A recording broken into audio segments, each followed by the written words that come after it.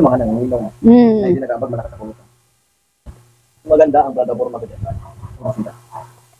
Magluluto ako. Sa barangay pa rin nakukunin ang magiging pulutan.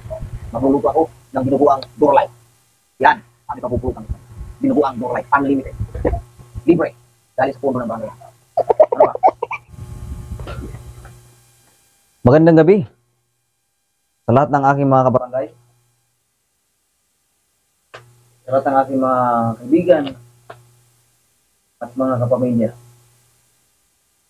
Kayo ay aking pinatawag upang iparinig ko sa inyo ang aking magandang plataforma para sa pagtakbo ko bilang isang barangay kapitan dito ho sa ating barangay. Wala ho akong ibang hinangad kundi ang kabutihan ng aking mga pinsan at kamag-anak. Ngayon, bibigyan ko po kayo ng pagkakataon upang magtanong. Sino sa inyo ang gusto magtanong? May tanong ako. Ang nabanggit mo lang kasi na kakaunlad, yung kapamilya mo lang.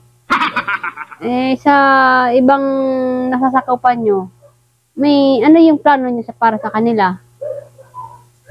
Marami akong plano. Siyempre, bilang isang kapitan, kung ako ay papalarin na manalo, siyempre unahin ko yung mga kamag-anak ko. Pagdating sa mga ayuda, number 1, puntahan ng mga kamag-anak, lista. Yan ang unang-unang prioridad pagdating sa mga ayuda. Paano naman yung iba? Makakatanggap pa rin ba sila? Oo, siyempre pipiliin ko Pipiliin ko kung sino lang gusto kong bigyan. Yung mas nangangailangan ba yung naman? Oh, maganda Next. pala. Ganda.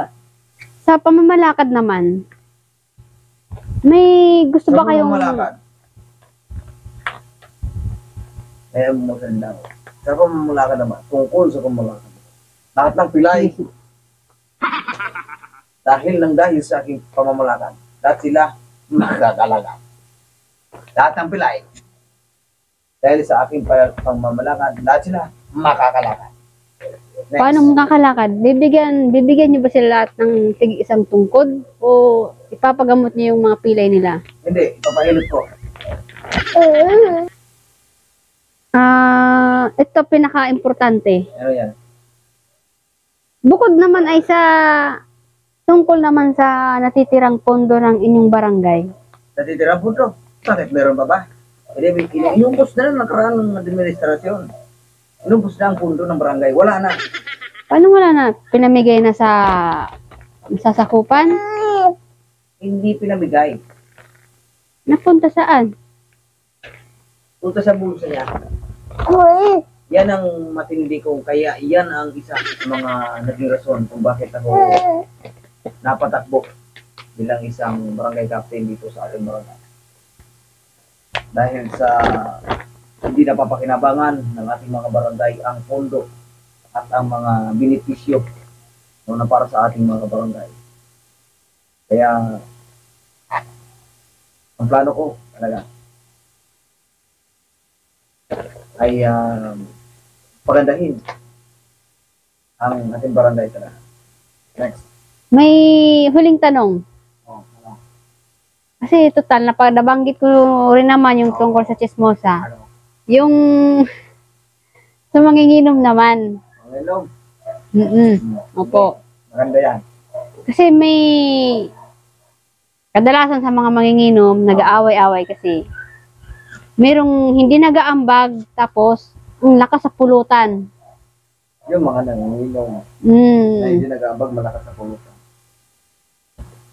Maganda ang plataforma ko dyan. Napakaganda. Yung mga kabarangay natin na mahilig uminom at hindi marunong mag-ambag at ang lakas-lakas pa sa pulutan. Pakasimple na kasunod-sunod. Magluluto ako. Sa barangay pa nila kukunin ang magiging pulutan nila. Magluluto ako ng binubuang door light. Yan ang ipapupulutan ko. Binubuang door light. Unlimited. Libre. Dahil sa pondo ng barangay. Ano Ano ba? Wala naman. Nasagot niyo naman po ng maayos ang mga katanungan ko at Very good. wala na ho akong tanong.